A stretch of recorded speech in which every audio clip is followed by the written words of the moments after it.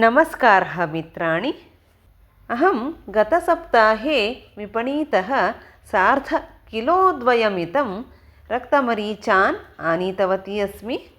नन्तरं दिनचतुष्टयपर्यन्तम् आतपे प्रतिदिनं शोष्टुं स्थापितवती आसम्। तदनन्तरं कर्तरीम् उपयुज्य मरीचानां वृन्तान् निष्कास्य एकस्मिन् धारके स्थापितवती अस्मि। अहं कदापि मरीचचूर्णं न क्रीणामि। मरीचान् एव क्रीत्वा गृहे एव यदा आवश्यकं भवति तदा चूर्णयिष्यामि। एतावन्तः मरीचाः अस्माकं कृते एकवर्षपर्यन्तम् उपयोक्तुं पर्याप्ताः। भवन्तः किं कुर्वन्ति? मरीचचूर्णं क्रीणन्ति वा? मरीचान् क्रीत्वा गृहे एव मरीचचूर्णं चूर्णयिष्यन्ति वा इति सूचयन्तु।